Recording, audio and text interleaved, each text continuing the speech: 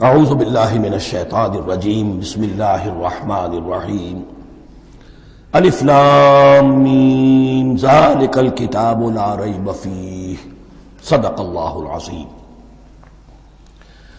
الف لام میم حروف مقطعات ہیں جن کے بارے میں عرض کر چکا ہوں۔ ذالک الکتاب لا ریب فیہ، یہ وہ کتاب ہے اس میں کوئی شک نہیں۔ الکتاب اس لیے کہا گیا ہے کہ قرآن مجید کی پیشین گوئیاں اور خوشخبریاں سابقہ کتابوں میں موجود تھیں، اور چونکہ اس سورہ مبارکہ میں اصل خطاب کا رخ جو ہے وہ ہے سابقہ امت مسلمہ کی طرف، تو ذالک کتاب نہیں کہا گیا، ذالک کتاب لا ریب فیہ نہیں، ذالک الکتاب یہ وہ کتاب ہے، کتاب موعود ہے جس کی پیشین گوئیاں تورات اور انجیل میں موجود تھیں۔ لا ریب فیہ، اس میں کوئی شک نہیں۔ حرف اورا ریب نئے، تبدیل نئے، یہی الفاظ آئے ہیں سورہ سجدہ کے شروع میں بھی، الف لام میم تنزیل الکتاب لا ریب فیہ رب العالمین، لا ریب فیہ من رب العالمین، فیہ ھدی للمتقین۔ فیہ دونوں طرف مل سکتا ہے، لا ریب فیہ اسے معانقہ کہتے ہیں، لا ریب فیہ پڑھیں گے تو ہدن سے شروع کر دیں گے، لا ریب پر ختم کر دیں گے تو فیہ ہدن للمتقین، یہ دونوں معنی درست ہوں گے۔ آپ کو مل جائے گا جو قرآن شریف لے کر بیٹھے ہوئے ہیں کہ حاشیے میں معانقہ نمبر 1 لکھا ہوا ہے، معانقہ عند المتاخرین۔ ہدن للمتقین یہ ہدایت ہے، رہنمائی ہے اہل تقویٰ میں جو بچنا چاہیں۔ تقویٰ کا اصل مفہوم سمجھ، بقا یقین، کسی کو بچانا، تقویٰ خود بچنا۔ جن لوگوں کے اندر فطرت سلیمہ ہوتی ہے ان میں اخلاقی حس موجود ہوتی ہے، وہ بری چیز سے بچنا چاہتے ہیں، بھلی کو حاصل کرنا چاہتے ہیں۔ وہ لوگ ہیں کہ جو گویا کہ اس قرآن کا اصل مخاطب ہے، وہی اس سے استفادہ کر سکیں گے۔ الذین یؤمنون بالغیب، اب ان کے کچھ اوصاف، یہ اصل میں بہت زیادہ واضح ہوتا ہے تعویل خاص کے اعتبار سے کہ دیکھ لو درخت کو اپنے پھل سے پہچانتے ہیں، اس قرآن کے پھل موجود ہیں نا، یہ ابو بکر اور عمر اور عثمان اور علی کون ہیں؟ یہ جو مہاجرین آئے ہیں چل کر، مدینے والوں دیکھو یہ کون ہیں، ان کی شخصیتیں کیا ہیں، ان کا کردار کیا ہے، ان کے اوصاف کیا ہے، یہ کس درخت کے پھل ہیں، یہ اس بینہ کے پھل ہیں، یہ اس ذکرہ کے پھل ہیں۔ بینہ رسول من اللہ یتلو صحفا مطہرۃ فیہا کتب قیمہ، یہ اس شجرہ مبارکہ کے پھل ہیں، دیکھ لو ان کے کیا شب و روز ہیں۔ الذین یؤمنون بالغیب، جو غیب پر ایمان رکھتے ہیں۔ تعویل عام کے اعتبار سے اس کا بہت اہم مفہوم ہوگا، جو یہ طے کر لے کہ سوائے مادے کی دنیا کے مجھے اس سے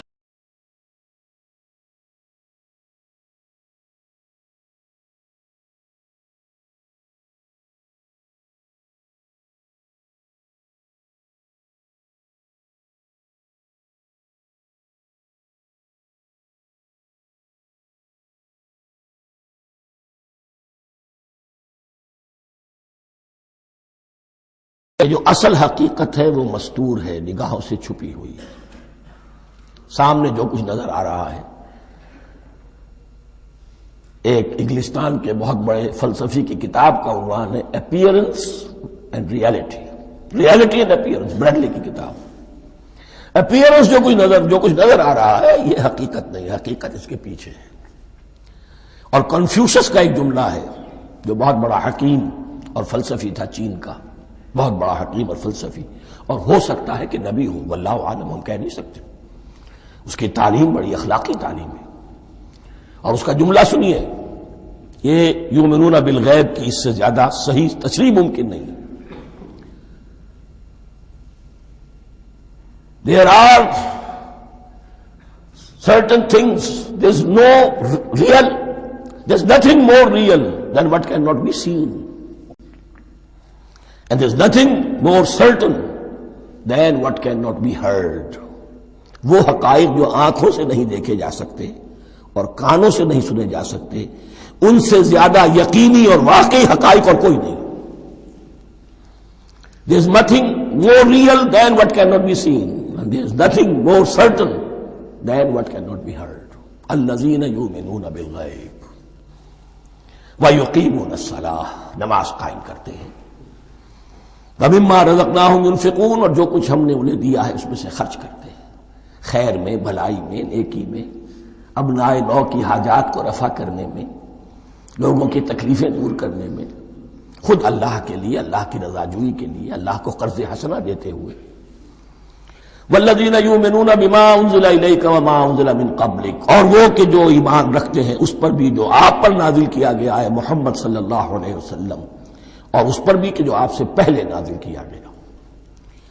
یہ بہت اہم الفاظ ہیں، اس لیے کہ عام طور پر آج کل ہمارے ہاں یہ خیال پھیلا ہوا ہے کہ یہ تورات اور انجیل کے پڑھنے کا کوئی فائدہ نہیں، کوئی ضرورت نہیں، کوئی ضرورت نہیں کی حد تک تو شاید بات صحیح ہو، لیکن کوئی فائدہ نہیں، یہ بالکل غلط ہے۔ یہ ابتدا ہے قرآن کی، اور کس قدر اہتمام کے ساتھ کہا جا رہا ہے۔ ایمان صرف قرآن پر نہیں، اس پر بھی کہ جو اس سے پہلے نازل کیا گیا۔ اور سورہ نساء کی آیت، اور سورہ نساء نازل ہوئی ہے کہیں جا کر سن 6 ہجری میں، یا ایھا الذین آمنوا آمنوا باللہ ورسولہ والکتاب الذی نزل علی رسولہ والکتاب الذی انزل من قبل۔ تو اس سے ایمان جو ہے تورات پر اور انجیل پر اور زبور پر اور صحف ابراہیم پر، اجمالی ایمان کی جو اہمیت ہے اس کو اچھی طرح سمجھ لیجیے۔ البتہ یہ ہے کہ چونکہ ہم سمجھتے ہیں اور جانتے ہیں کہ ان کتابوں میں تحریف ہو گئی ہے، لہذا ان کتابوں کی کوئی شے قرآن پر حجت نہیں ہوگی۔ جو چیز قرآن سے ٹکرائے گی ہم اس کو رد کر دیں گے، ان کتابوں کی کسی شے کو دلیل کے طور پر نہیں لائیں گے۔ لیکن جہاں قرآن مجید کی کسی بات کی نفی نہ ہو رہی ہو تو بہت سے حقائق ہمیں ان کتابوں ہی سے ملتے ہیں۔ انبیاء کے مابین جو زمانی ترتیب ہے، کرونالوجیکل آرڈر جو ہے، وہ تو ہمیں تورات سے ملتا ہے، قرآن میں تو نہیں۔ قرآن میں کبھی حضرت نوح کا ذکر بعد میں ہے، حضرت موسیٰ کا پہلے، وہاں تو کسی اور پہلو سے ترتیب آتی ہے، لیکن وہاں ہمیں تاریخ ملتی ہے ابراہیم کی، اسحاق کی، یعقوب کی، انبیاء بنی اسرائیل کی، موسیٰ کی، عیسیٰ کی، یہ ساری چیزیں۔ تو اس کی اہمیت جو ہے اس کو سمجھ لیجئے۔ والذین یؤمنون بما انزل الیک وما انزل من قبلک وبالآخرۃ هم یوقنون، آخرت پر وہ یقین رکھتے ہیں۔ نوٹ کرنے والی بات کیا ہے کہ باقی سب چیزوں کے لیے لفظ ایمان آیا، آخرت کے لیے ایقان کیوں؟ واقعہ یہ ہے کہ انسان کے عمل کے اعتبار سے سب سے زیادہ مؤثر شے ایمان بالآخرہ ہے۔ ایمان بالآخرہ ہے تو عمل سیدھا رہے گا کہ ہاں مجھے جواب دہی کرنی ہے، جانا ہے، اٹھنا ہے، اللہ کے حضور حاضری ہے۔ اگر یہ یقین ہے تو عمل صحیح ہوگا۔ اس میں کمی ہو گئی تو توحید جو ہے وہ بھی بس ایک عقیدہ، ایک ڈوگما بن کے رہ جائے گی۔ ایمان بالرسالت بھی بدعات کو جنم دے گا۔ عید میلاد نبی منا لیجئے، اور کچھ عشقیہ اشعار کہہ دیجئے، نعتیہ اشعار کہہ دیجئے، اللہ اللہ خیر صلی اللہ، یہ ایمان بالرسالت کے مظہر ہوں گے۔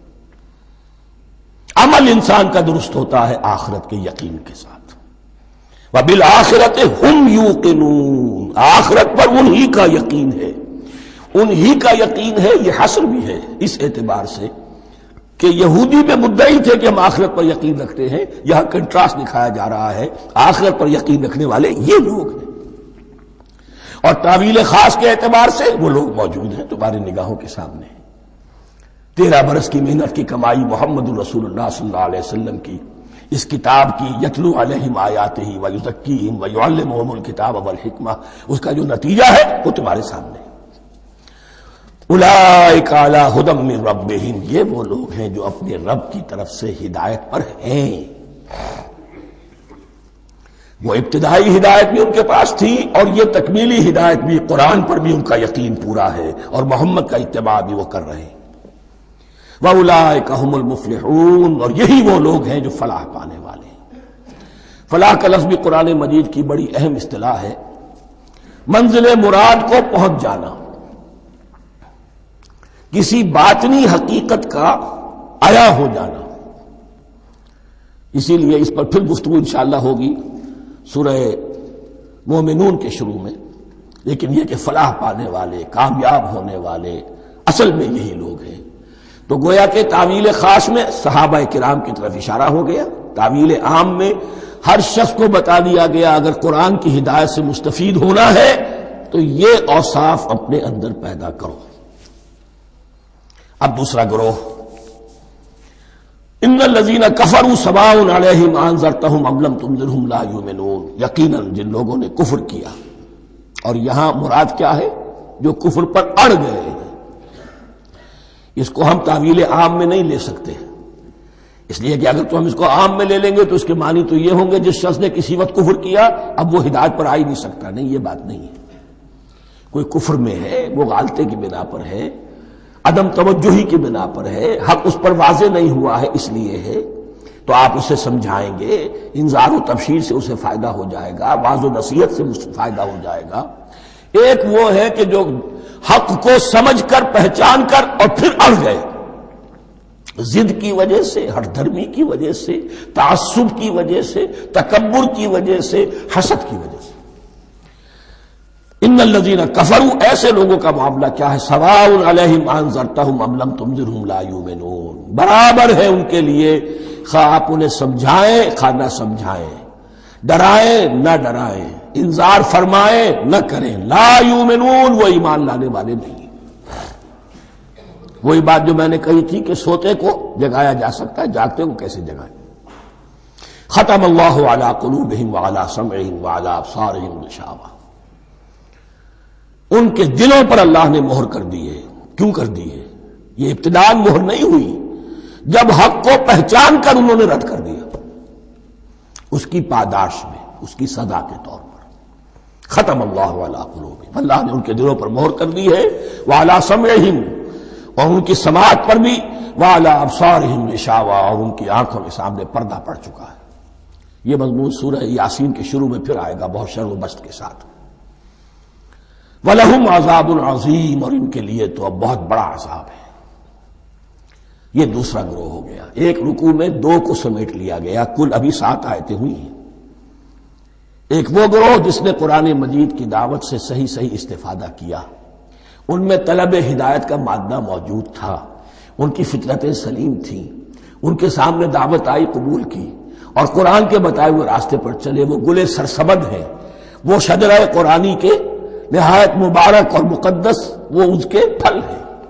ایک گروہ وہ ہے جس نے حق کو پہچانا لیکن اس کو رد کر دیا اپنے تعصب یا ہٹ درمی کی وجہ سے. ان کا ذکر آ گیا بہت اختصار کے ساتھ، اس لیے کہ ان کا ذکر آپ کو بہت تفصیل سے مکی صورتوں میں ملے گا. اب آیا تیسرا گروہ، وَمِنَ النَّاسِ، اور لوگوں میں کچھ ایسے بھی ہیں، مَن يَقُولُ آمَنَّا بِاللَّهِ وَبِالْيَوْمِ الْآخِرِ وَمَا هُم بِمُؤْمِنِينَ، جو کہتے تو یہ ہے کہ ہم ایمان رکھتے ہیں اللہ پر بھی اور یوم آخر پر بھی، مگر وہ حقیقت میں مومن نہیں ہے. یہاں ایک بات سمجھ لیجئے، اکثر و بیشتر مفسرین نے اس تیسری کیٹیگری کے بارے میں یہی رائے قائم کی ہے کہ یہ منافقین مذکور ہیں یہاں، اگرچہ لفظ منافق یا لفظ نفاق نہیں آیا یہاں. لیکن مولانا امیر احسن اصلاحی صاحب نے ایک رائے ظاہر کی ہے جو بڑی قیمتی ہے. وہ یہ کہ یہاں ایک کردار کا نقشہ کھینچ دیا گیا ہے. غور کرنے والے غور کر لیں، دیکھ لیں، جس پر بھی وہ چسپاں ہو جائے. اور بالفعل جب یہ آیات نازل ہو رہی تھیں تو دو طبقات پر یہ کردار نگاری جو ہے، یہ جو شخصیت کا ہیولہ کھینچا جا رہا ہے، وہ دو کے اوپر راست آ رہا تھا. ایک علماء یہود، وہ بھی کہتے تھے کہ ٹھیک ہے محمد جو کہہ رہے ہیں ہم بھی اللہ کو مانتے ہیں، آخرت کو بھی مانتے ہیں، اسی لیے یہاں رسالت کا ذکر نہیں ہے.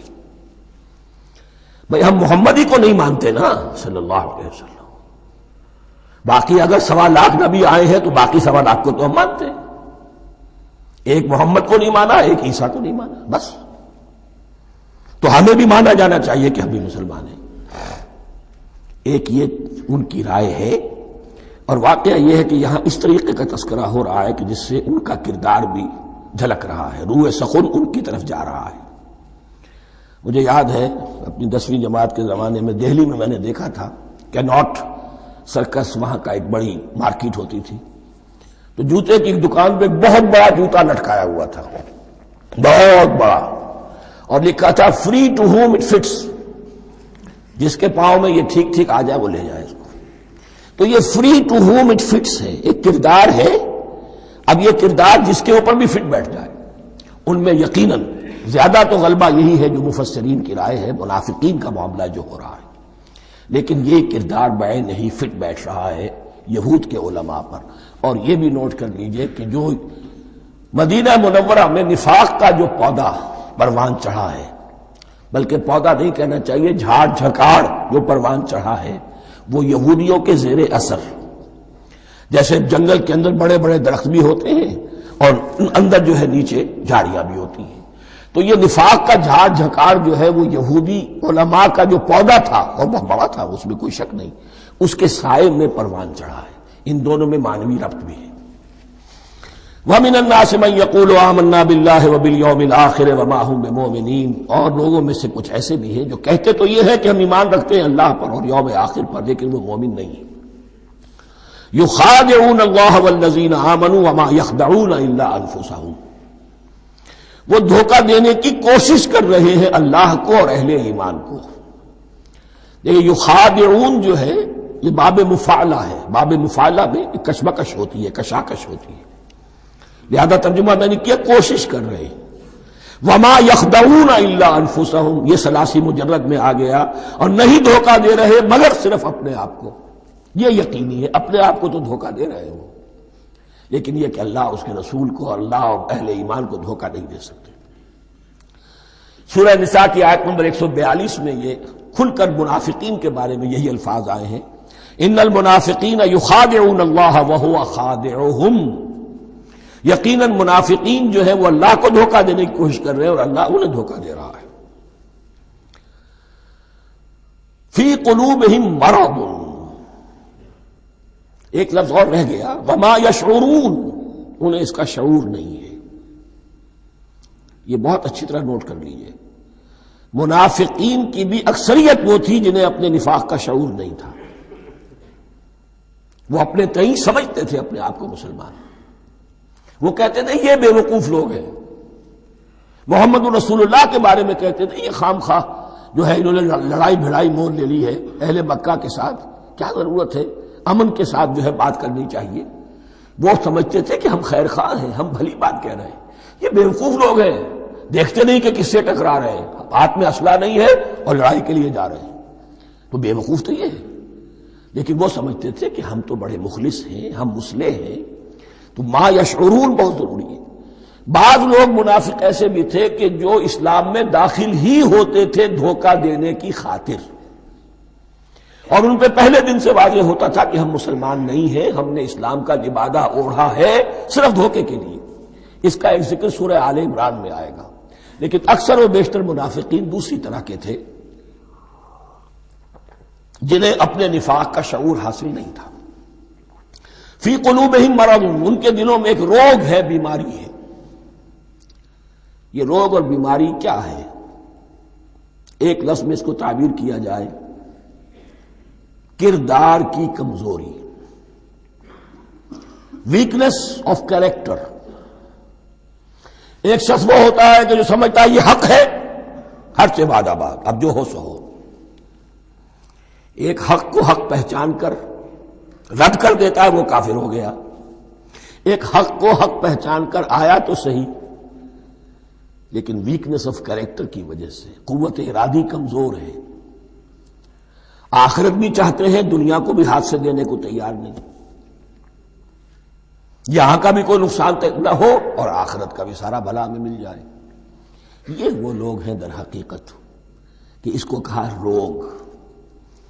فی قلوبہم مرض فزادہم اللہ مرضا، تو اللہ نے ان کے مرض میں اضافہ کر دیا۔ یہ اللہ کی سنت ہے، آپ حق پر چلنا چاہیں حق کا راستہ آپ کے لیے آسان کر دے گا، آپ برائی کی طرف جانا چاہیں بڑی سے بڑی برائی آپ کے لیے ہلکی ہوتی چلی جائے گی، کوئی خاص بات ہی نہیں، چلو یہ بھی کر گزرو، جب یہ کر لیا تو یہ بھی کر گزرو۔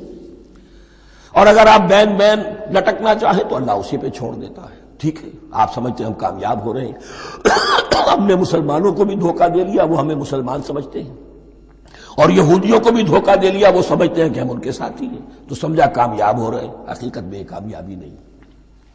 فی قلوبہم مرض فزادہم اللہ مرضا ولہم عذاب علیم بما کانوا یکذبون، اور ان کے لیے تو دردناک عذاب ہے۔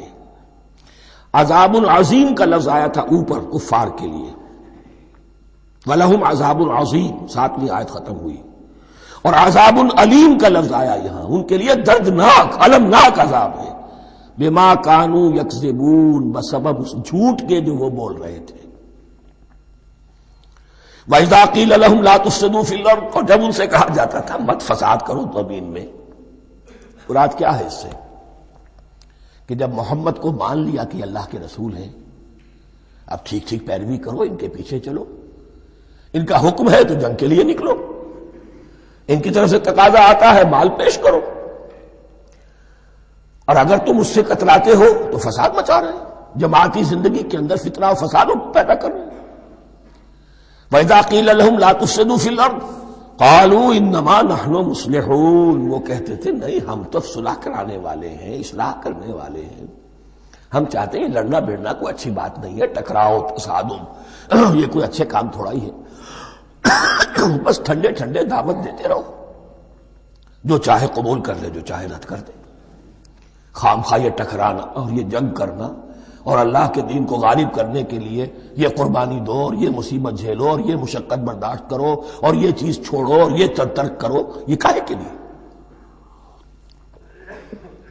وَإِذَا قِيلَ لَهُمْ لَا تُفْسِدُوا فِي الْأَرْضِ قَالُوا إِنَّمَا نَحْنُ مُصْلِحُونَ أَلَا إِنَّهُمْ هُمُ الْمُفْسِدُونَ وَلَٰكِن لَّا يَشْعُرُونَ، آگاہ ہو جاؤ کہ وہی ہے مفسد، فساد پھیلانے والے، اس لیے کہ محمد رسول اللہ کی دعوت ہے زمین میں اصلاح کے لیے، اس اصلاح کے لیے کچھ آپریشن کرنا پڑے گا، مریض اس درجے کو پہنچ چکا ہے کہ آپریشن کے بغیر اس کی شفا نہیں ہوگی، اب اگر تم اس کے راستے میں رکاوٹ بنتے ہو تو در حقیقت تم فساد مچا رہے ہو، لیکن تمہیں اس کا شعور نہیں۔ الا انہم ہم المفسدون ولکن لا یشعرون، پھر دیکھیے نوٹ کیجئے، شعور نہیں ہے، شعوری نفاق اور شے ہے، غیر شعوری نفاق ہے کہ جس کا یہ سارا تذکرہ ہو رہا ہے۔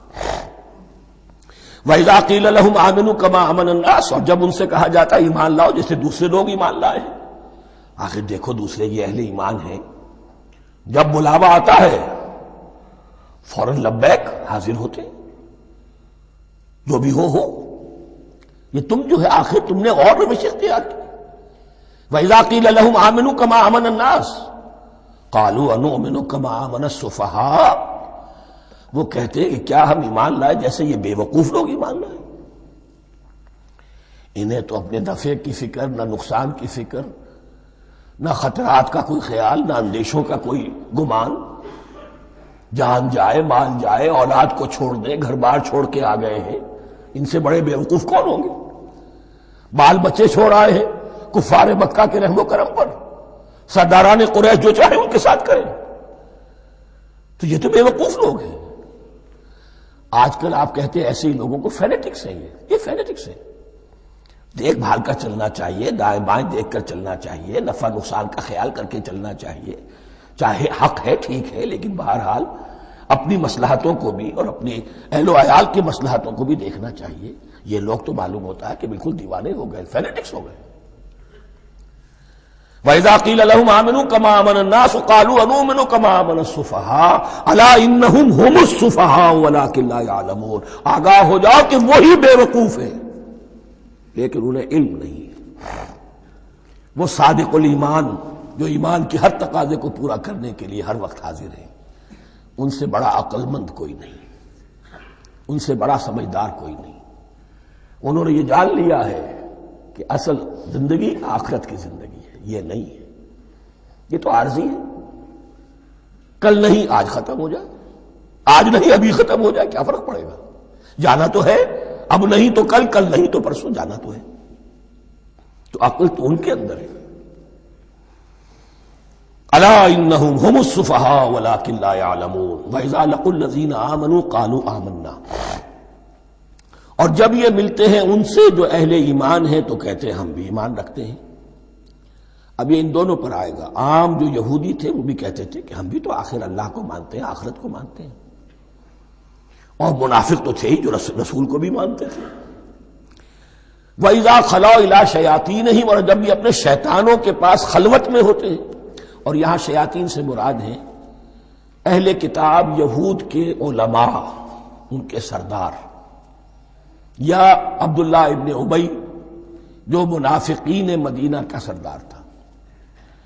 اگر وہ کبھی ملامت کرتا ہے دیکھو تم تو معلوم ہوتا ہے بالکل مسلمانوں میں شامل ہی ہو گئے پوری طرح سے، تمہیں کیا ہو گیا، تم ہر بات مان رہے ہو. اب انہیں یہ کچھ نہ کچھ اپنی وفاداری کا یقین دلانے کے لیے کہنا پڑتا تھا، نہیں ہم انہیں بیوقوف بنا رہے ہیں، ہم ان سے ذرا تمسخر کر رہے ہیں، ہم ہیں آپ کے ساتھ ہی، آپ فکر نہ کریں. اسی لیے یہ دو منہ ہونا، نفق کہتے ہیں سرنگ کو جس کے دو دروازے ہوتے ہیں، باقی زیر زمین ہے. نافقہ گوہ کا بل ہے کہ دو دروازے رکھتا ہے، دو اس کے منہ رکھتا ہے کہ ادھر سے اگر کتا داخل ہو جائے شکار کے لیے تو ادھر سے نکل بھاگے، ادھر سے آئے تو ادھر سے نکل بھاگے. تو دو منہ انسان، یہ در حقیقت جس کو پھر سورہ نساء میں کہا گیا لا الہ الا ولا الہ الا، نہ ادھر کے ہیں نہ ادھر کے، مذبذبین بین ذالک، اس کے درمیان مذبذب ہو کر رہ گئے. یہ شیطان کا لفظ یہاں سمجھ لیجئے، اس کے دو رائے ہیں کہ یہ شطنہ سے بنا ہے یا شات سے بنا ہے، شین الف توئے یا شین تو نون. شطنہ کے معنی تباعدا، کو بہت دور ہو گیا. شیطان سے مراد جو اللہ کی رحمت سے بہت دور ہو گیا. اور شاتا یشیتو کے معنی ہے احترق غضبا وحسدا، کوئی شخص غصے اور حسد کے اندر جل رہا ہو، وہ شاتا یشیتو ہے. اس سے فعلان کے وزن پر، رحمان کے وزن پر، غضبان کے وزن پر شیطان، یعنی وہ کہ جو حسد اور غضب کی آگ میں جل رہا ہے. تو یہ ایک تو شیطان وہ ہے کہ جو جنات میں سے ہے، جس کا نام عزازیل تھا پہلے، اب ہم اسے ابلیس کے نام سے جانتے ہیں. وہ ایک شیطان ہے، جنی ہے. پھر یہ کہ جو بھی اس کے پیروکار ہیں دنیا میں انسانوں میں سے ہوں یا جنات میں سے ہوں، وہ بھی شیاطین ہیں. اسی طرح اہل کفر، اہل زیغ کے جو بڑے بڑے سردار ہوتے ہیں ان کو بھی شیطان سے تعبیر کیا گیا. وَإِذَا خَلَوْا إِلَىٰ شَيَاطِينِهِمْ قَالُوا إِنَّا مَعَكُمْ، اور جب وہ خلوت میں ہوتے ہیں، علیحدگی میں ہوتے ہیں اپنے شیاطین کے پاس، سرداروں کے پاس، کہتے ہیں ہم تو آپ کے ساتھ ہیں. انما نحن مستہزئون، یہ تو ہم ان مسلمانوں کو بیوقوف بنا رہے ہیں، ان سے استہزاء کر رہے ہیں، تمسخر کر رہے ہیں. ہم تمسخر میں کہہ دیتے ہیں کہ ہم بھی آپ کے ساتھ ہیں، آمنا. اللہ یستہزئ بہم ویمدہم فی طغیانہم یعمہون. حقیقت کیا ہے کہ اللہ ان کا مذاق اڑا رہا ہے اور ان کو ڈھیل دے رہا ہے کہ وہ اپنے عقل کے اندھے پن میں بڑھتے چلے جائیں. اللہ تعالیٰ جیسا میں نے عرض کیا رسی دراز کرتا ہے. کچھ تو غلط راستے پر جانا ہے تو جاؤ بھائی، فوراً تو نہیں پکڑتا، اگر فوراً پکڑ لے تو سیدھا ہو جائے گا، چلتے جائے، جہاں جانا چاہتے ہو جاؤ. تو ان کو بھی رسی دراز کر رہا ہے اللہ. لیکن یہ کہ اللہ یستہزئ بہم، یہ سمجھتے ہیں کہ مسلمانوں کا مذاق اڑا رہے ہیں، اصل میں مذاق ان کا اڑ رہا ہے اللہ کے نزدیک. وَيَمُدُّهُمْ فِي طُغْيَانِهِمْ يَعْمَهُونَ. اب یہاں ذرا نوٹ کر لیجئے، یہ دو لفظ آئیں گے، عین میم اور ہا، امہ ہے کے ساتھ. ایک ہے عین میم اور یا، امج. تو عین اور میم تو مشترک ہے یا آخر میں فرق ہوگا. عین میم اور ہا ہوگا، اس کے معنی عقل کا اندھا، دل کا اندھا. آنکھیں تو ہے لیکن دل کا اندھا ہے، عقل کا اندھا ہے. اور عین میم یا جو آنکھوں کا اندھا ہو، عمیون اندھے، اعمیٰ اندھا. تو یہاں فرمایا انا معکم انما نحن مستہزئون، اللہ یستہزئ بہم ویمدہم فی طغیانہم یعمہون. اللہ ان کو اس جو ان کی عقل کے اندھے پن میں جو یہ بڑھتے چلے جا رہے ہیں، اللہ بھی ان کی رسی دراز کر رہا ہے تاکہ یہ جہاں تک جانا چاہتے چلے جائیں. اولئک الذین اشتروا الضلالۃ بالہدی، یہ وہ لوگ ہیں کہ جنہوں نے ہدایت کے عوض گمراہی خرید لی ہے. دیکھیے بڑا پیارا انداز ہے یہ. ایک شخص کے سامنے دونوں آپشنز تھے، ایک نے گمراہی کو چھوڑا، ہدایت لے لی، چاہے قیمت دینی پڑی، تکلیفیں اٹھانی پڑی، آزمائشوں میں سے گزرنا پڑا، قربانیاں دینی پڑی، ہدایت لی. اور ایک شخص نے ہدایت دے کر گمراہی لے لی. آسانی تو ہو گئی، فوری تکلیف سے تو بچ گئے، لا الہ الا ولا الہ الا دونوں طرف سے اپنے آپ کو بچا لیا۔ لیکن حقیقت میں سب سے زیادہ گھاٹے کا سودا یہی ہے، اولئک الذین اشتروا الضلالۃ بالہدی، ہدایت دے کر اور ضلالت خرید لی ہے، فما ربحت تجارتہم، تو ان کی تجارت ان کے حق میں ہرگز مفید نہیں ہوئی۔ اب یہاں بھی دیکھیے، را با اور ہے ہا، ربحا، اس کے معنی نفع، صحیح نفع، جائز نفع۔ را با اور وا، ربا، وہ سود، وہ بھی اضافہ ہے، وہ بھی بڑھوتری ہے، لیکن وہ حرام ہے۔ ایک ہے تجارت کے اندر جو نفع ہو جائے وہ ربح ہے، را با اور ہا یہ نفع ہے جو جائز نفع ہے۔ را با اور وا، ربا، یہ کیا ہے؟ یہ سود ہے، یہ حرام ہے۔ را اور با مشترک ہے، آگے ہا، آگے اور با، اس کا فرق ہے۔ فما ربحت تجارتہم وما كانوا مہتدین، ان کی تجارت ان کے حق میں ہرگز مفید نہیں ہوئی اور نہیں ہے اب یہ ہدایت پانے والے۔ مثلہم، اب یہاں دو تمثیلیں آ رہی ہیں بڑی پیاری۔ پہلی تمثیل ہے کفار کے بارے میں، دوسری تمثیل ہے یہ بین والے لوگوں کے بارے میں۔ پہلوں کے لیے کیا تمثیل ہے؟ مثلہم کمثل الذی استوقد نارا، ان کی مثال اس شخص کی سی ہے جس نے آگ روشن کی۔ ایک نقشہ کھینچا جا رہا ہے، اندھیری شب ہے جدا اپنے قافلے سے ہے تو، تیرے لیے ہے میرا شعلہ نوا قندیل۔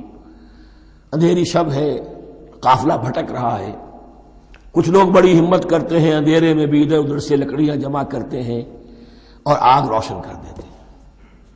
لیکن عین اس وقت جب آگ روشن ہوتی ہے کچھ لوگوں کی بینائی سلب ہو جاتی ہے۔ پہلے وہ اندھیرے میں اس لیے تھے کہ روشنی نہیں تھی، اب وہ اندھیرے کے اندھیرے میں رہ گئے کہ روشنی تو خارج میں آ گئی، اپنی اندر کی روشنی گل ہو گئی، بصارت سلب ہو گئی۔ یہ مثال ہے ان کفار کی کہ حضور کی آمد سے پہلے سب بھٹک رہے تھے، کوئی حقیقت واضح نہیں تھی، قافلہ انسانیت بھٹک رہا تھا اندھیری شب میں۔ محمد الرسول اللہ آئے، انہوں نے آگ روشن کر دی، اب راستہ کھل گیا، ہدایت واضح ہو گئی۔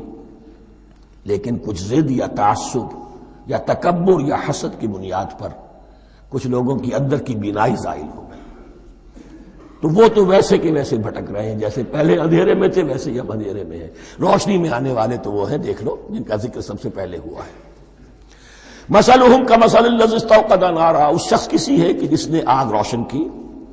فلما اضاءت ما حولہ، جب اس آگ نے اپنے ماحول کو، گردا گرد کو روشن کر دیا، ذهب اللہ بنورہم، اللہ ان کی نور بصارت کو لے گیا، سلب کر لیا اللہ نے۔ وترکہم فی ظلمات لا یبصرون، اور چھوڑ دیا انہیں ان اندھیروں کے اندر کہ وہ کچھ نہیں دیکھتے۔ صم بکم عمی فہم لا یرجعون، اسم کہتے ہیں بہرے کو، سم جمع ہے اس کی، سمن۔ اب کمو کہتے ہیں گونگے کو، بکمن اس کی جمع ہے۔ آما کہتے ہیں اندھے کو، عمیون اس کی جمع ہے۔ یہ بہرے ہیں، گونگے ہیں، اندھے ہیں، فہم لا یرجعون، اب یہ لوٹنے والے نہیں۔ یہ کون ہے؟ ابو جہل ہے، ابو لہب ہے، ولید بن مغیرہ ہے، عقبہ ابن ابی معیط ہے۔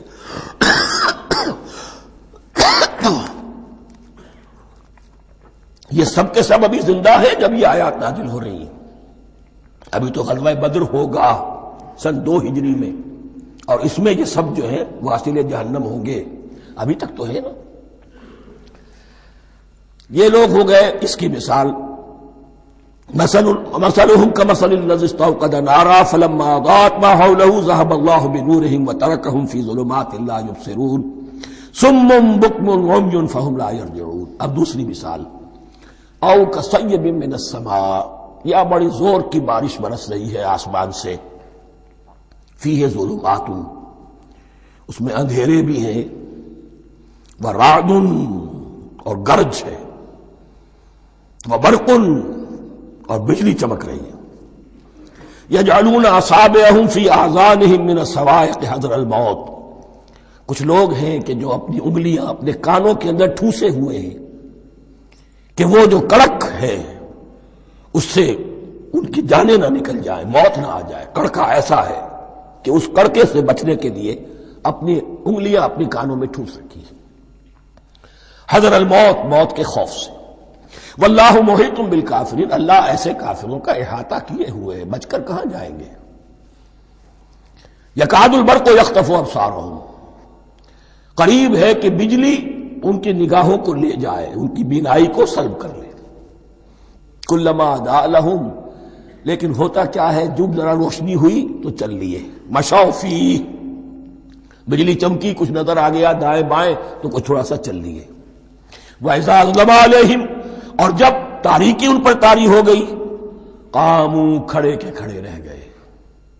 یہ نقشہ ہے ان کا کہ ایک طرف بارش ہو رہی ہے، قرآن مجید ہے، آسمان سے نازل ہو رہا ہے، یہ ماہ مبارکہ ہے، یہ کتاب مبارکن ہے، لیکن یہ کہ اس کے ساتھ کڑکے ہیں، گرج ہے، کفر سے مقابلہ ہے، کفر کی طرف سے دھمکیاں ہیں، اندیشے ہیں، خطرات ہیں، امتحانات ہیں، آزمائشیں ہیں۔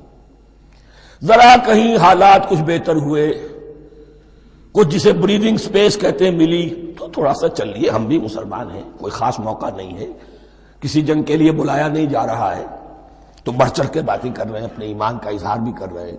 جیسے ہی کوئی آزمائش آئی، قاموا، چھٹک کر کھڑے کے کھڑے رہ گئے۔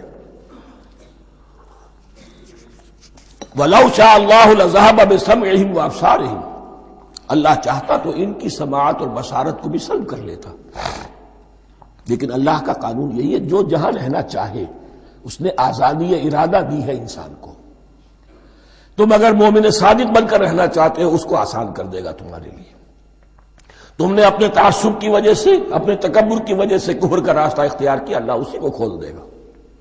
تم بیچ میں لٹکنا چاہتے ہو، لٹکتے رہو، اللہ تعالیٰ جو ہے جبرن کسی کو نہ حق پہ لائے گا، نہ جبرن کسی کو باطل پر لے کر جائے گا۔ اس لیے کہ جبر اگر ہو تو پھر امتحان کا معاملہ ختم، پھر جزا و سزا بیکار ہے، غیر منطقی ہے، غیر معقول ہے۔ ان اللہ علی کل شیء قدیر، یقیناً اللہ تعالیٰ ہر چیز پر قادر ہے۔ یہ دو رکوع اس اعتبار سے کہ انسانی شخصیتوں کا سمجھنا، اور جیسا کہ میں نے عرض کیا، تعویل عام ذہن میں رکھیے، جب بھی کبھی کوئی دعوت حق اٹھے گی، اگر وہ واقعتاً کل کے کل حق کی دعوت ہے اور اس میں انقلابی رنگ ہے کہ باطل سے پنجہ آزمائی کرنی ہے، باطل کو نیچا دکھانا ہے، حق کا غلبہ کرنا ہے، تو یہ تین قسم کے افراد لازماً ہمیشہ وجود میں آ جائیں گے۔ ان کو پہچاننا، ان کے کردار کی جو اصل جو اس کے پیچھے پس منظر ہے، اس کو جاننا بہت ضروری ہے۔ میں وقفہ کر رہا ہوں ذرا بھائی۔ الرحمن الرحیم، اب جو تیسرا رکوع آ رہا ہے سورہ بقرہ کا، اس میں قرآن کی دعوت کا خلاصہ ہے۔ قرآن کیا ماننے کی دعوت دیتا ہے، اس کی پکار کیا ہے۔ جیسا کہ میں عرض کر چکا ہوں، 2/3 قرآن پہلے نازل ہو چکا ہے، پس منظر میں ہے۔ ہمارے لیے اس ترتیب مصحف کے اعتبار سے وہ قرآن بعد میں آئے گا، ترتیب نزول کے اعتبار سے وہ پس منظر میں موجود ہے، لیکن چونکہ یہاں پر مصحف کے اندر یہاں سے آغاز کیا جا رہا ہے، لہذا اس کا خلاصہ جو ہے لب لباب یہ ایک رکوع میں، اور قرآن کے فلسفے کا اور اس کے بعض نہایت ہی اہم جو موضوعات ہیں اور مسائل ہیں، ان کا ذکر پھر چوتھے رکوع میں۔ ابھی ہم تیسرا رکوع پڑھ رہے ہیں۔ یا ایھا الناس اعبدوا ربکم الذی خلقکم والذین من قبلکم لعلکم تتقون، اے لوگو بندگی اختیار کرو اپنے اس رب کی، اپنے اس مالک کی جس نے تمہیں پیدا کیا، اور نہ صرف تم کو پیدا کیا، تم سے پہلے جتنے لوگ گزرے انہیں بھی پیدا کیا تاکہ تم بچ سکو۔ یہ قرآن کی دعوت کا خلاصہ ہے، اور یہ نوٹ کر لیجئے، یہ تمام انبیاء اور رسل کی دعوت یہی تھی۔ اب جب پڑھیں گے سورہ اعراف پڑھیں گے، سورہ شعراء پڑھیں گے، ایک ایک کا نام لے کر، ان اعبدوا اللہ واطیعون، ہر رسول کی دعوت یہ تھی اللہ کی بندگی کرو، میری اطاعت کرو۔ یا قوم اعبدوا اللہ ما لکم من الہ غیرہ، اے میری قوم کے لوگوں اللہ کی بندگی کرو، تمہارا کوئی الہ اور معبود اس کے سوا نہیں ہے۔ پھر عضو قرآن یہی عبادت رب انسان کی تخلیق کی غایت ہے، وما خلقت الجن والانس الا لیعبدون، ہم نے جنوں اور انسانوں کو پیدا ہی صرف اس لیے کیا ہے کہ ہماری بندگی کریں۔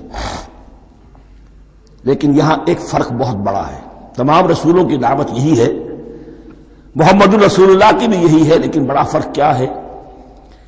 باقی تمام رسولوں کی دعوت آپ کو ملے گی یا قوم، اے میری قوم کے لوگوں، یہاں ہے یا ایھا الناس، اے بنی آدم، اے بنی نوع انسان۔ معلوم ہوا کہ تمام رسول حضور سے پہلے صرف اپنی اپنی قوموں کی طرف آئے ہیں، پہلے اور آخری اور کامل رسول ہیں اللہ کے محمد صلی اللہ علیہ وسلم، جن کی دعوت آفاقی ہے۔ یا ایھا الناس، یا قوم نہیں، یا ایھا الناس اعبدوا ربکم الذی خلقکم والذین من قبلکم۔ اس میں دلیل بھی آ گئی کہ عام طور پر لوگ جو ہے غلط راستے پر اس دلیل سے جمے رہتے ہیں کہ ہمارے آباء و اجداد کا راستہ یہی تھا۔ تو بھائی جیسے تم مخلوق ہو ایسے وہ بھی تو مخلوق تھے، جیسے تم خطا کر سکتے ہو وہ بھی تو خطا کر سکتے تھے۔ لہذا یہ نہ دیکھو کہ آباء و اجداد کا راستہ کیا تھا، دیکھو یہ کہ حق کیا ہے، لعلکم تتقون، تاکہ تم بچ جاؤ، دنیا میں افراط و تفریط کے دھکوں سے بچ جاؤ گے، آخرت میں اللہ کے عذاب سے بچ جاؤ گے۔ ان دونوں سے اگر بچنا ہے تو اللہ کی بندگی کی روش اختیار کرو۔ اچھا، کس رب کی؟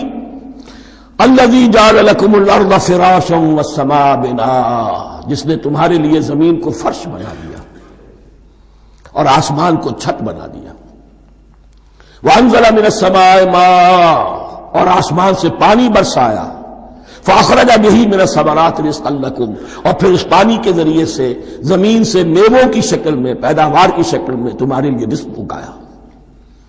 فلا تجعلوا للہ اندادا وانتم تعلمون، تو ہرگز نہ اللہ کا مد مقابل کسی کو ٹھہراؤ جانتے بوجھتے۔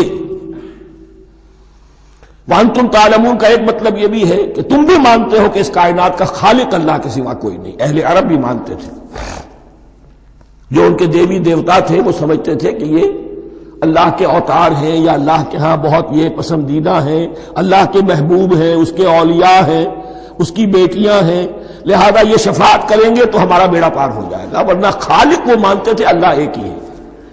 جب تم یہ مانتے ہو کائنات کا خالق ایک، مدبر ایک، تو اب کسی کو اس کا مد مقابل نہ بناؤ۔ انداد ند کی جمع ہے، لا ضد لہ ولا ند لہ، اللہ کا کوئی مد مقابل نہیں۔ اس میں یہاں تک بات ہے کہ حضور اس درجے، اس توحید کی باریکیوں تک پہنچا کر گئے ہیں اس امت کو کہ کسی صحابی نے ایسے ہی کہہ دیا ما شاء اللہ و ما شئت، جو اللہ چاہے اور جو آپ چاہیں۔ حضور نے فوراً ٹوک دیا اجعلتنی للہ ندا، کیا تو نے مجھے اللہ کا مد مقابل بنا دیا ہے؟ اس کائنات میں مشیت صرف ایک کی چلتی ہے، کسی اور کی مشیت اس کی مشیت کے تابع پوری ہو جائے ہو جائے، لیکن مشیت مطلقہ صرف اس کی ہے۔ یہاں تک کہ حضور سے فرمایا گیا کہ اے نبی آپ کے لیے یہ ممکن نہیں ہے جسے چاہے ہدایت دے دے، انک لا تہدی من احببت ولکن اللہ یہدی من یشاء۔ اگر یہ اختیار میں ہوتا تو ابو طالب دنیا سے بغیر ایمان لائے نہ جاتے۔ فلا تجعلوا للہ اندادا وانتم تعلمون۔ اب ان دو آیتوں میں تو یوں سمجھیے توحید نظری بھی اور توحید عملی بھی۔ توحید عملی کیا ہے؟ بندگی صرف اسی کی ہو۔ اب آیا ہے رسالت کا معاملہ، وَإِن كُنتُمْ فِي رَيْبٍ مِّمَّا نَزَّلْنَا عَلَىٰ عَبْدِنَا، اگر تمہیں رسالت محمدی پر شک ہے صلی اللہ علیہ وسلم، اس کے کیا معنی ہے؟ کہ تمہیں اس قرآن کے بارے میں شک ہے جو ہم نے اپنے بندے پر نازل کیا ہے۔ اگر ہے شک فی الواقع، وَإِن كُنتُمْ فِي رَيْبٍ، اگر تمہیں واقعتاً شک ہے مما نزلنا علی عبدنا، اس پر جو ہم نے اپنے بندے پر نازل فرمایا ہے، فاتوا بسورۃ من مثلہ، تو لے آؤ اس جیسی ایک ہی صورت۔ یہ ہم کل پوری تفصیل سے دیکھ چکے ہیں کہ برسبیل تنزل یہاں پہنچے ہیں. پہلے 2 آیتیں میں نے آپ کو سنائی تھی جس میں پورے قرآن کی مثال لانے کا چیلنج کیا گیا. پھر ایک آیت سنائی جس میں 10 صورتیں ہی لے آؤ. اب آخری درجے میں ایک صورت ہی بنا لا, اور ایک صورت تو سورۃ العصر کے مساوی بھی ہو سکتی تھی, سورۃ الکوثر کے مساوی بھی ہو سکتی تھی. وَادْعُوا شُهَدَاءَكُم مِّن دُونِ اللَّهِ إِن كُنتُمْ صَادِقِينَ, اور بلا لو اپنے سارے مددگاروں کو اللہ کے سوا, جن ہوں انس ہوں. اس لیے کہ قریش کا خیال یہ تھا کہ جو شعراء ہوتے ہیں ان کے پاس جن ہوتے ہیں, وہ جن انہیں سکھاتے ہیں, ورنہ عام آدمی تو یہ شعر نہیں کہہ سکتا. تو تمہارا اگر کوئی گمان ہے کوئی جنات سکھانے والے ہیں, کوئی انسان ہے, خطیب ہے, شعراء ہے, ادیب, سب کو جمع کر.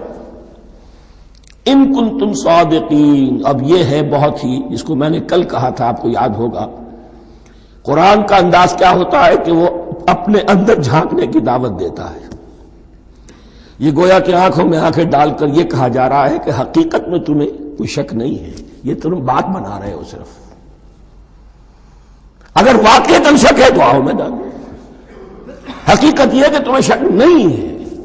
اگر تم سچے ہو فاتوا بسورۃ من مثلہ, تو اس جیسی ایک ہی صورت بنا لاؤ. فإن لم تفعلوا, اب ذرا انداز دیکھیے تحدی کا, چیلنج کا. پھر اگر تم یہ نہ کر پاؤ, وَلَن تَفْعَلُوا, اور ہرگز نہیں کر سکو گے. یہ چیلنج کون دے سکتا ہے؟ اللہ کے سوا کوئی نہیں دے سکتا. یہ انداز کسی کتاب کا نہیں ہے. ذَلِكَ الْكِتَابُ لَا رَيْبَ فِيهِ, یہ کسی کا نہیں ہے. فَإِن لَمْ تَفْعَلُوا وَلَن تَفْعَلُوا, پھر اگر تم نہ کر پاؤ اور تم ہرگز نہیں کر پاؤ گے, فَاتَّقُوا النَّارَ الَّتِي وَقُودُهَا النَّاسُ وَالْحِجَارَةُ, تو ڈرو اس آگ سے جس کا ایندھن بنیں گے انسان اور پتھر. اعدت للکافرین, کافروں کے لیے تیار کر لی گئی ہے, بھڑکا دی گئی ہے. پتھروں کا ذکر خاص طور پر کیوں ہے؟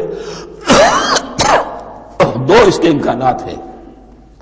آپ کو معلوم ہے کہ وہ جو پتھر کا کوئلہ ہوتا ہے اس کی آگ بڑی سخت ہوتی تھی, عام جو ہمارا یہ لکڑی کا کوئلہ ہوتا ہے اس کے مقابلے میں. اور دوسرے یہ بھی کہ چونکہ انہوں نے جو معبود تراش رکھے تھے وہ پتھر کے ہوتے تھے, تمہارے ساتھ ہی تمہارے ان معبودوں کو بھی جھونکا جائے گا, وہ بھی جلیں گے, تاکہ تمہاری حسرت کے اندر اضافہ ہو. ان سے ہم دعائیں مانگا کرتے تھے, ان کے سامنے ماتھے ٹیکتے تھے, ان کے سامنے ڈنڈوت کرتے تھے, ان کو چڑھاوے چڑھاتے تھے. اب یہاں گویا کہ ایمان باللہ توحید, ایمان بالرسالت اور ایمان بالآخرت. فاتقوا النار التي وقودها الناس والحجارة اعدت للكافرين وبشر الذين آمنوا وعملوا الصالحات, اور بشارت دے دیجئے اے نبی ان لوگوں کو کہ جو ایمان لائے اور جنہوں نے نیک عمل کیے, ان لهم جنات تجری من تحتها الانہار, کہ ان کے لیے وہ باغات ہیں کہ جن کے دامن میں ندیاں بہتی ہوں گی. لفظی ترجمہ ہوگا جن کے نیچے ندیاں بہتی ہوں گی. مراد اس سے کیا ہے؟ عام فطری باغ وہ ہوتے تھے کہ جس میں ذرا اونچائی پر جو ہے درخت لگے ہوئے ہیں اور دامن میں ندی بہ رہی ہے, تو اس سے خود بخود جو ہے وہ اریگیشن, نیچرل اریگیشن ہو رہی ہے, درختوں کے جڑوں تک پانی پہنچ رہا ہے. 12 ترجمہ آپ لفظی کریں, ان کے نیچے ندیاں بہتی ہوں گی, یا یہ کہ جن کے دامن میں ندیاں بہتی ہوں گی. کلما رزقوا منها من ثمرۃ رزقا, جب بھی کبھی انہیں دیا جائے گا کوئی پھل رزق کے طور پر کھانے کے لیے جنت میں, قالوا هذا الذي رزقنا من قبل, وہ کہیں گے یہ تو وہی شے ہے جو ہمیں پہلے بھی ملتی تھی. اس کا ایک مفہوم یہ ہے, یہ جو نزل ہے ابتدائی جو ہے دعوت ہے, ابتدائی ضیافت جو ہوگی اس میں وہی چیزیں کہ جو معروف ہے, جانی پہچانی ہے. یہ رمان, یہ دیکھیے یہ انار آ رہا ہے خوبصورت, یہ انگور ہے خوبصورت, یہ نخیل ہے, یہ نخل ہے, یہ رطب ہے, لیکن ذائقے کے کوئی نسبت و تناسب بھی نہیں ہوگا. وہ کہیں گے کہ وہی شے ہے جو ہمیں پہلے ملتی تھی. وَأُتُوا بِهِ مُتَشَابِهًا, مشابہ تو ہوگی وہ, لیکن ان کے ذائقے میں زمین و آسمان کا فرق ہوگا. اور ایک یہ بھی مفہوم لیا گیا کہ آخرت میں جنت میں بھی وہی میوے ملتے رہیں گے, لیکن ان کا ذائقہ بدلتا رہے گا. شکل وہ ہوگی لیکن ذائقہ وہی رہے گا کہ جس سے انسان کی پھر طبیعت بڑھ جاتی ہے ایک ہی شے کو کھاتے ہوئے. وَلَهُمْ فِيهَا أَزْوَاجٌ مُطَهَّرَةٌ، اور ان کے لیے ہوں گے اس میں بہت ہی پاک باز، نہایت پاک کی ہوئی بیویاں ہوں گی. ازواج مطہرۃ وہم فیہا خالدون، اور اس میں رہیں گے ہمیشہ ہمیشہ. یہ تو تین جو اصول ہیں دین کے دعوت ایمان، توحید اور رسالت اور معاد، ایمان باللہ، ایمان بالرسول، ایمان بالآخرہ. اب ذرا کچھ ضمنی مسائل ہیں کہ جو بعض کفار کی طرف سے، بعض معتزلین کی طرف سے پیش ہوتے تھے، وہ کبھی بھی اس چیلنج کا مقابلہ تو نہ کر سکے، میدان میں تو نہ آ سکے. یہ بالکل ایسی بات ہے جیسے کسی مصور کی تصویر پر اعتراض کرنے والے تو بہت تھے. جب کہا گیا کہ ذرا یہ لیجیے قلم، اس کو ٹھیک کر دیجیے، یہ برش آپ کے ہاتھ میں دیتا ہوں، اب سب پیچھے ہٹ گئے. تو کوئی صورت قرآن کے مقابلے میں لانا وہ تو ان کے لیے ممکن نہیں تھی، لیکن ادھر ادھر سے اعتراضات کرنے کے لیے جو زبانیں کھلتی تھی ان میں سے ایک اعتراض نقل کیا جا رہا ہے. وہ یہ تھا کہ وہ کہتے تھے کہ قرآن مجید میں مکھی کی تشبیہ آئی ہے، یہ تو بڑی حقیر سی شے ہے. اعلیٰ کلام ہو اور اعلیٰ متکلم ہو، وہ ایسی حقیر چیزوں کا تذکرہ نہیں کرتا. بیت العنکبوت، مکڑی کا بھی ذکر ہے قرآن میں، اتنی حقیر شے کا، یہ کوئی اعلیٰ کلام نہیں. اس کا جواب دیا جا رہا ہے کہ اصل میں کہیں تشبیہ بیان کرنی ہے، تمثیل بیان کرنی ہے، تو دیکھنا یہ کہ جس شے کے لیے تشبیہ دی جا رہی ہے اس کی مناسبت والی شے ہو.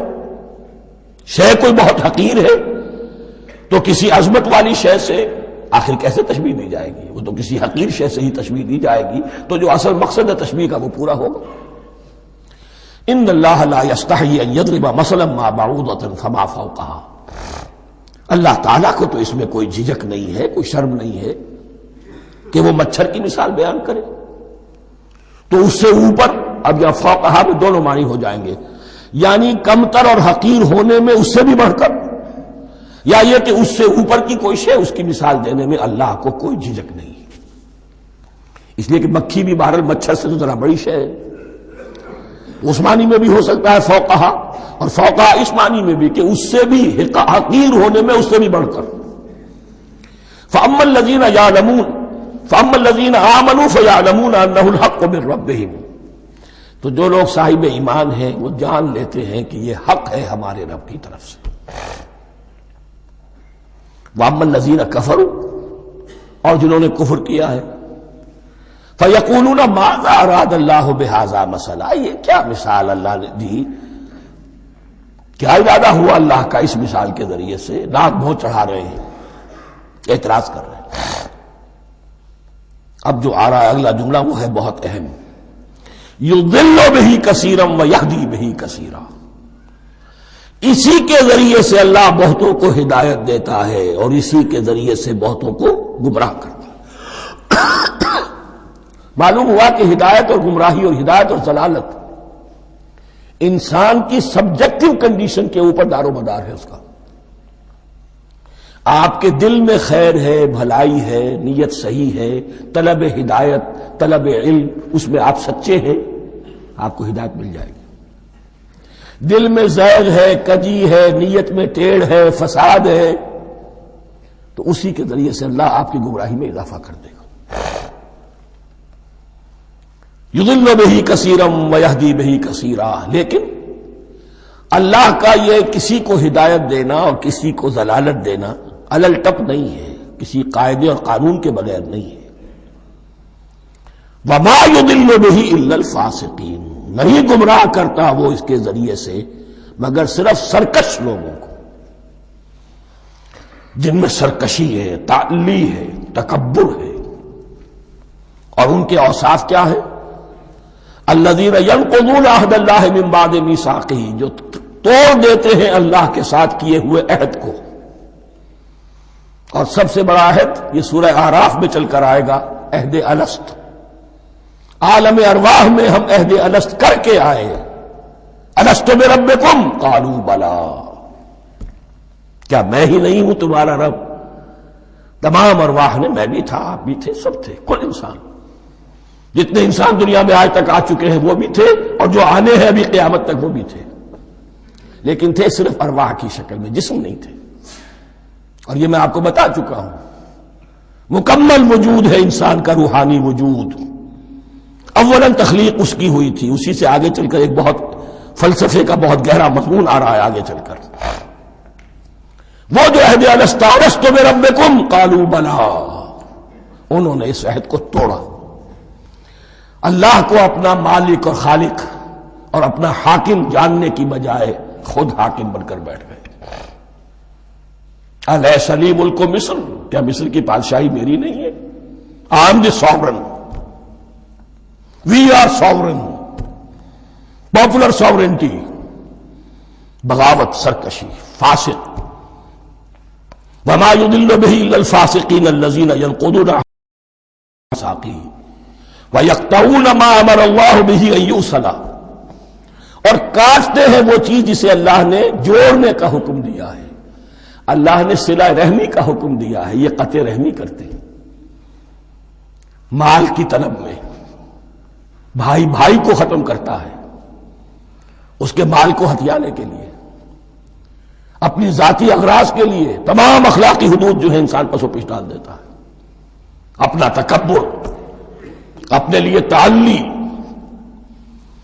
الذین، آپ دیکھیے نوٹ کیجئے، اس میں ہماری شریعت کا فلسفہ یہ ہے، ایک تعلق ہے اللہ کا بندے کے ساتھ، حقوق اللہ، ایک ہے بندوں کا بندوں کے ساتھ، حقوق العباد. اللہ کا حق کیا ہے؟ اسے حاکم اور مالک اور حاکم سمجھو، الملک سمجھو، خود اس کے بندے بنو. انسانوں کا حق کیا ہے؟ کونوا عباد اللہ اخوانا، سب آپس میں بھائی بھائی اللہ کے بندے بن جاؤ. اور اس میں سب سے اہم ترین رحمی رشتہ ہے، سگے بھائی بہنیں، پھر دادی کے اوپر جا کر وہ کزنز آ جائیں گے، پر دادی پر جا کر اور جمع ہو جائیں گے، یہاں تک کہ آدم و حوا پر تمام انسان جمع ہو جائیں گے. تو رحمی رشتے کی بڑی اہمیت ہے. تو وہ فاسقین کے جو توڑتے ہیں اللہ کے عہد کو، اس کو مضبوطی سے باندھنے کے بعد، وَيَقْطَعُونَ مَا أَمَرَ اللَّهُ بِهِ أَن يُوصَلَ وَيُفْسِدُونَ فِي الْأَرْضِ، انہی دونوں چیزوں کے نتیجے میں زمین میں فساد پیدا ہوتا ہے. یا اللہ کی اطاعت سے باغی ہو گئے اور یا آپس میں ایک دوسرے کی گردنیں کاٹنے لگے. اولئک ھم الخاسرون، یہی لوگ ہیں جو بالآخر خسارے میں، آخری اور دائمی خسارے میں رہنے والے ہیں. کیف تکفرون باللہ وکنتم امواتا، تم کیسے کفر کرتے ہو اللہ کا. بڑا پیارا انداز ہے. وکنتم امواتا، تم مردہ تھے، فاحیاکم، تمہیں زندہ کیا، ثم یمیتکم، پھر تمہیں مارے گا، ثم یحییکم، پھر جلائے گا، ثم الیہ ترجعون، پھر تم اس کی طرف لوٹ جاؤ گے، لوٹا دیے جاؤ گے. یہاں وہ بات آ گئی جو آج نگاہوں سے بالکل اوجھل ہو چکی ہے. یہ ہم دنیا میں آنے سے پہلے مردہ تھے، کیا مانی؟ یہ مضمون آ کر اصل میں سورہ غافر یا سورہ مومن میں چل کر اس کی پوری وضاحت ہوگی.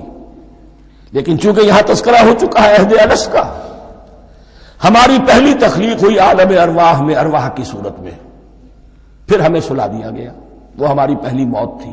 مردہ جو ہے معدوم نہیں ہوتا، مردہ ہوتا ہے، بے جان ہوتا ہے، سویا ہوا ہوتا ہے. اور موت کو اور نیند کو تشبیہ دی گئی ہے. پھر ہمیں اس جسد کے ساتھ یہاں زندہ کیا گیا، پھر موت طاری ہوگی، پھر ہمیں زندہ کیا جائے گا. یہ آیت جیسا کہ میں نے عرض کیا بہت بڑی اور بڑی گہری حکمت اور فلسفہ قرآن کی آیت ہے. کیسے اللہ کا انکار کرتے؟ کنتم اموات، تم مردہ تھے، سوئی ہوئی ارواح کی شکل میں تھے. فاحیاکم، تمہیں جگایا اس جسد کے ساتھ، زندہ کیا. ثم یمیتکم ثم یحییکم، پھر تمہیں مارے گا، پھر جلائے گا. ثم الیہ ترجعون، پھر تم اس کی طرف لوٹا دیے جاؤ گے. اور اب اس کے بعد جو آخری آیت ہے، هو الذی خلق لکم ما فی الارض جميعا، اس نے تمہارے لیے بنایا ہے جو کچھ بھی زمین میں ہے. اس میں خلافت کا مضمون آ گیا. حدیث میں آتا ہے انما الدنیا خلقت لکم وانتم خلقتم للآخرہ، یہ دنیا تمہارے لیے بنائی گئی ہے، تم آخرت کے لیے بنائے گئے ہو. هو الذی خلق لکم ما فی الارض جميعا، اس لیے کہ اگلی آیت پھر آ رہی ہے خلافت کی آیت. سارا کچھ زمین میں یہ بستر جو بچھایا اور یہ کائنات کو زمین کو سجایا تمہاری خلافت کے لیے. ثم استوى الى السماء فسواهن سبع سماوات، پھر وہ متوجہ ہوا آسمانوں کی طرف اور انہیں 7 آسمانوں کی شکل میں بنا دیا. جیسا کہ میں کل عرض کر چکا ہوں، یہ تاحال ابھی یہ آیات متشابہات میں سے ہے. 7 آسمانوں کی کیا حقیقت ہے ہم اس سے ابھی پورے طور سے واقف نہیں. وَهُوَ بِكُلِّ شَيْءٍ عَلِيمٌ، اور اسے ہر شے کا علم حقیقی حاصل ہے. بارک اللہ لی ولکم فی القرآن العظیم ونفعنی وإیاکم بالآیات والذکر الحکیم.